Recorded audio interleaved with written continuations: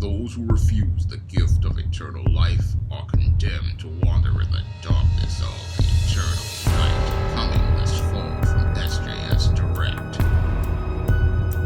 I'm looking for my first sales for the month of October, so if you could head over to Amazon.com and pick up one of my books, I'd really appreciate it. Last week, President Trump was diagnosed with COVID-19. And when I take a critical examination of your President Trump being diagnosed with COVID-19, it is basically him reaping what he sowed.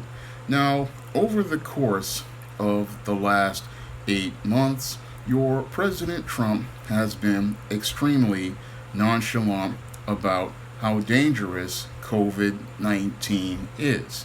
And because he was so nonchalant, he really did not take this virus very seriously, nor was he that concerned about the over 200,000 people who lost their lives to COVID-19. And as a result of his lack of concern, what happened was we got a lot of chaos going on the federal level as related to dealing with the virus, and we also got a lot of chaos on the state level because the president did not demand that all of the states come together to work with him on a cohesive plan for dealing with COVID-19. Now, this whole nonchalant approach was being extremely dismissive of this virus, and that being dismissive and nonchalant has now come back full circle to your Donald Trump, and also it has come back to your state leaders and your congressmen and your senators, because it shows how the leadership in this country has completely failed as a whole as related to the COVID-19 pandemic, because this isn't just karma coming back to your Donald Trump. This is karma coming back to the entire United States and showing us how the complete COVID-19 plan here in the United States has been a complete failure from minute one. So when I look at the COVID-19 pandemic from a panoramic perspective, I see it for the complete failure it is right now, because we now see that the theory that Dr. Anthony Fauci proposed of flattening the curve is a complete failure, because after we closed down the entire country and closed it for over 90 days, the virus is now coming back yet again.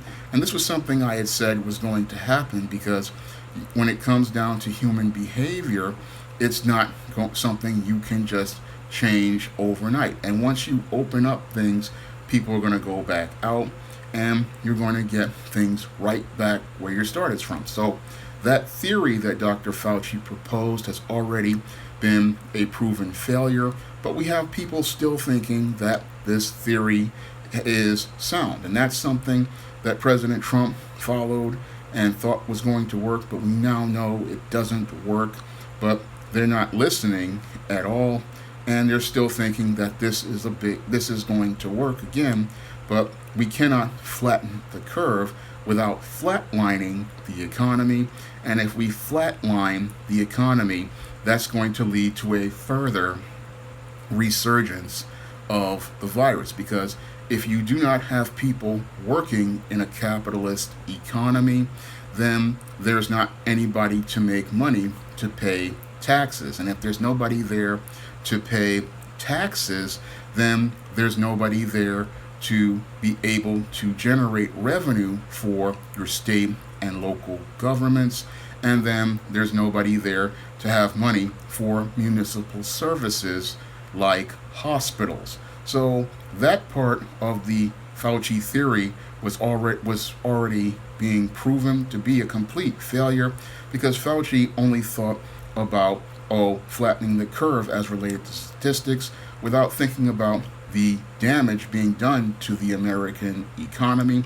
Moreover, he didn't think about the damage done to people's mental health, because we also have a component of this flatten the curve and shut every non-essential business down that has done damage to people's mental health.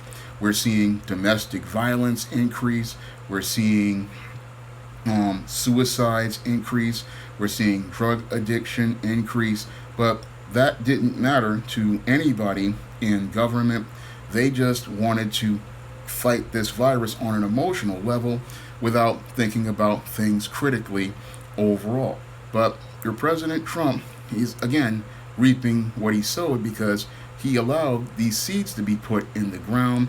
He did not take the threat of COVID-19 seriously, and he went out here participating in high risk behaviors like having all of these rallies out here and not having any sort of screening, not having any sort of masks, and not having any sort of social distancing.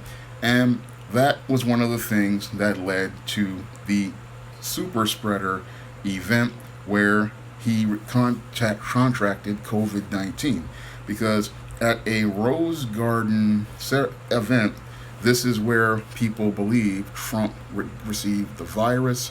And it was at this event that many of his staffers received the virus and are now trying to deal with the virus. But what's more troubling about your Donald Trump and COVID-19 was the fact that while he was cold to over 200,000 Americans who lost their lives, he then went out here looking for sympathy on social media. And when he went to social media looking for sympathy, that's where I saw even more troubling picture from many of these individuals on social media, because many of Trump's detractors live on social media platforms like Twitter and Facebook, and their behavior was just as disturbing as his behavior for the virus. So we had your President Trump looking for sympathy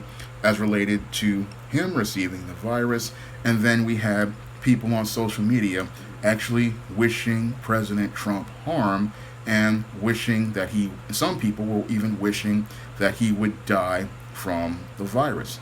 Now, I found that to be quite troubling, because that shows how lost we are as a people and how some people's obsession with Donald Trump has really warped their whole perception and made it where they can't even be compassionate towards another human being. Now, I may not like President Trump, but the Bible says to love your enemy, and I'm not going to wish harm to the President of the United States for getting COVID-19, because I wouldn't want somebody to wish harm to me for getting COVID-19, and I wouldn't want somebody to say, I want that man dead, because that's not what I would want somebody to do if I were to get sick.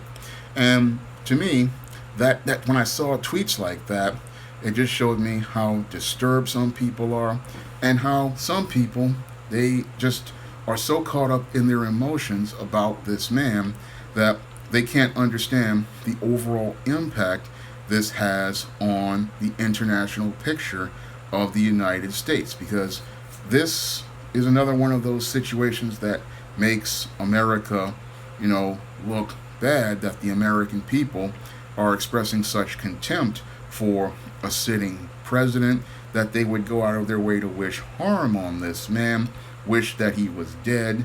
And again, that's one aspect of it I had a real serious issue with. And again, in some ways you could say it's him reaping what he sowed, because your Donald Trump was a very cold and callous man to many people out here who had COVID-19. He was very dismissive of the pandemic and the gravity of the threat of the pandemic, and he really was out here being just completely dismissive, to the point but I can also see how there needed to be some objectivity, because a good leader is going to give people like Dr. Anthony Fauci some pushback, because some of his theories are being disproven as we speak. His flatten the curve theory needed pushback with some common sense, because we cannot shut down an economy in a capitalist country and have the resources to combat the virus. We closed all of these non-essential businesses and put 50% of the country out of work, and we still have not flattened the curve. In fact, the virus is coming back. So we need a new approach to this virus, and we need a new direction for this virus. And flattening the curve is a complete failure. Yes, we might have kept the hospitals open in the short term, but in the long term, we may wind up closing them all for good, because in a capitalist society, you need people working in order to generate tax revenue, and you need tax revenue in order to have municipal services like roads and hospitals.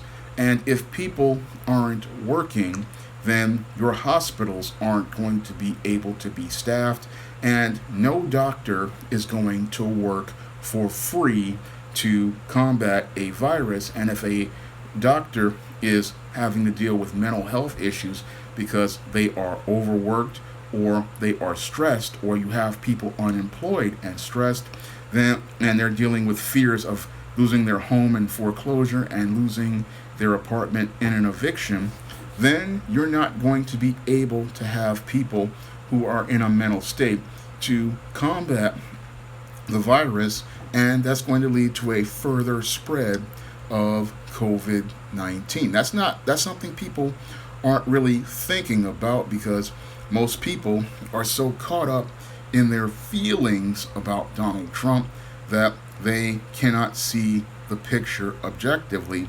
And you have people out here who have such an obsession with Donald Trump that they're not thinking critically about the things they're posting on social media about this man. So they're sitting there in their feelings, and some of these more obsessed people, they have just gone so off the rails about Donald Trump. They're not understanding that their whole feelings are making them say and do things that just aren't rational.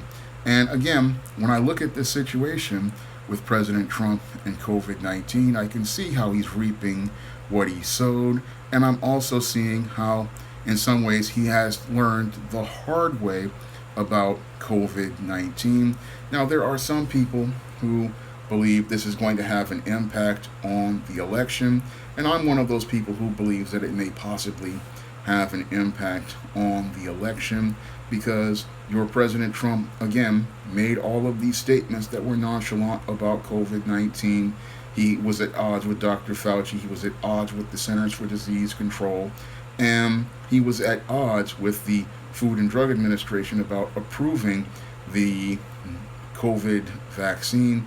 And this diagnosis practically makes all of his arguments practically nil and destroys his credibility on talking about combating the virus, because he got the virus as a result of not following many of the policies some proposed, like social distancing and going out here and wearing masks. So that part of it may have put a dent in his credibility, and it has will probably lose him some votes from some of the undecided voters. But I look at your Donald Trump, and again, he's reaping more than he sowed, later than he sowed, and possibly he may receive a bitter harvest in the next election as related to the COVID-19 pandemic. If you want to see me make more videos like this, you can donate to my Patreon, my PayPal, or my Cash App by clicking the links in the description box. And if you want to pick up some of my SJS Direct books, like the ISIS series, the E-Steam series, the John Haynes series or the Spinsterella trilogy, you can head over to Amazon.com and find those books in paperback and Kindle format. You can also find them on Smashwords, the iBookstore, and Google Play. That's all I have to say for this video. You can comment, rate, and subscribe. Now available in paperback and e-readers, The Temptation of John Haynes. Give in to temptation and pick up this action-packed African-American paranormal romance. Get The Temptation of John Haynes in paperback and e-readers today.